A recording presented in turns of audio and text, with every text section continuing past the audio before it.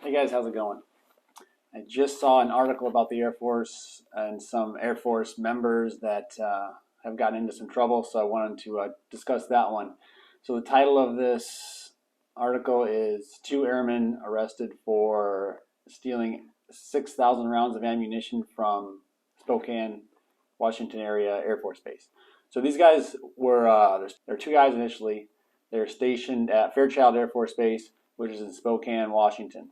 Now, after doing some research into this, I saw that there was initially two guys that were arrested. One guy, his name was John Sanger, and Eric Eagleton was the second guy.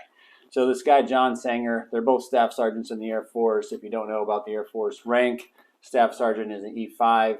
Typically, you're going to get staff sergeant on a normal promotion progression at about 5 years.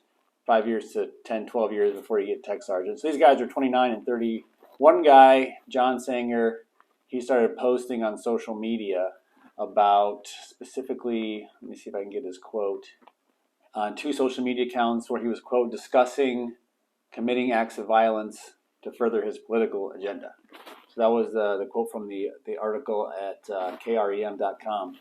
So the court documents say that he was asked on social media what that looked like. So what does taking back a government look like? And he responded that the Capitol needs to be seized and no trial or chance to escape. So pretty extreme language this guy is using, and he gets the attention of an FBI agent. The FBI in the Office of Special Investigations, the OSI. So the FBI is obviously, everyone knows what the FBI is, the Federal Bureau of Investigation. OSI, for those of you who aren't in the Air Force won't know, OSI is Office of Special Investigations. That is the Air Force's own investigative unit to investigate crimes done by Air Force personnel. So the FBI, in conjunction with the OSI, are investigating this. They start talking to this guy, John Sanger, a bit, and they meet up with him. And that's where the Eric Eagleton guy comes into it. So they meet and they go to a range to shoot. And Eric Eagleton, he worked at the CATM range at Fairchild Air Force Base. The CATM, C-A-T-M, that's where us Air Force folks would go to qualify on weapons. So being in the Air Force, we're not qualified all the time, or most of our jobs are not. We're not qualified to shoot weapons all the time. Most of our jobs are not related to weapons unless you're in the security forces or something like that.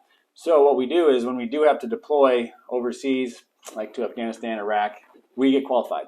And that's these guys' job to qualify airmen before they go deploy overseas and deploy with weapons.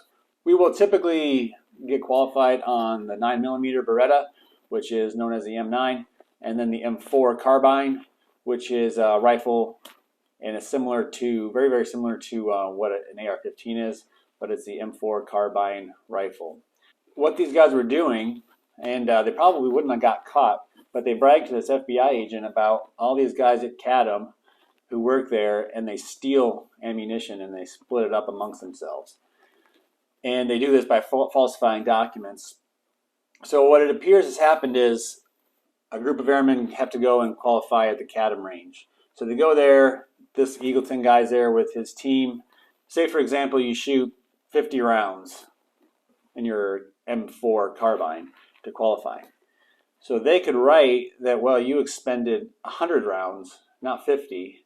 Airman Snuffy really only shot 50 rounds, but this Eagleton guy is going to say that he shot 100 rounds. So then he takes that 50 rounds and he pockets it. He files documentation as if those rounds were expended by the airman who was qualifying on the weapon. So they do this for everybody, for example. Then all of a sudden they have a bunch of ammo. And in fact, the quote is, Eagleton detailed stealing up to 3,000 rounds a day and then dividing that ammunition amongst his other CATM members. Speaking of that, since these two guys had been brought into custody and committed and charged with crimes, 4 more members are also being wrapped up into this as well. Not necessarily the overthrow of the government thing that this John Sanger was doing, or that he was wanting to do, just the stealing of the ammunition, which seems like it was a very common occurrence with this group. Maybe it is more common, it shouldn't be. So let's talk about now just this theft of ammunition and how that reflects on us as an Air Force. So we do have 3 core values in the Air Force. The first core value is integrity first. So integrity first means don't lie, do the right thing. So obviously they're a violation of integrity first. Service before self. Now these gentlemen here are putting themselves before anything else. They took an oath to support and defend the Constitution of the United States, and here they are stealing ammunition for their own personal gain. So they are absolutely not following the service before self core value. And then lastly, excellence in all we do, which I think we can all agree that these gentlemen are not being excellent in all they do. So these are some bad eggs that we have in the Air Force. There's been some really well-known cheating scandals in the Air Force as of the past 10 years or so. Cheating and stealing of ammunition right now, and sexual assault scandals that go down as well. In basic training in about 2011, 2012, there was a big scandal with Air Force technical instructors at basic training sexually assaulting young airmen. So we are definitely not perfect service. I think we should get these people out of the Air Force.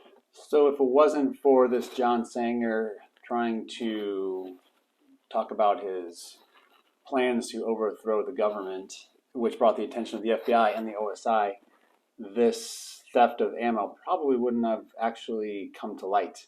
If he would have just been quiet about his whatever views he had, this wouldn't have come to light. It seems like that's what happens a lot. The cheating scandal from Missileers up at Minot Air Force Base was initially started because there's an undercover agent investigating a drug ring where potentially Air Force officers were either, like one officer was acting as like a drug dealer to others and selling drugs to them. So they investigated that, and when they were investigating text messages and emails about that, they saw that people were sharing answers to secret tests, and that's what opened the whole can of worms about cheating in the Air Force up at with the Missileers. And of course, as per our legal system, these individuals have been charged with crimes. I'm not saying that they are guilty of these crimes. Of course, in this country, you're innocent until proven guilty. So right now we have an allegation, but there is clearly enough evidence to have these individuals arrested for the theft of the ammunition. So more to come on that, and I just wanted to share this kind of an interesting story with you guys about our wonderful Air Force and some of our not so great airmen who populate that Air Force.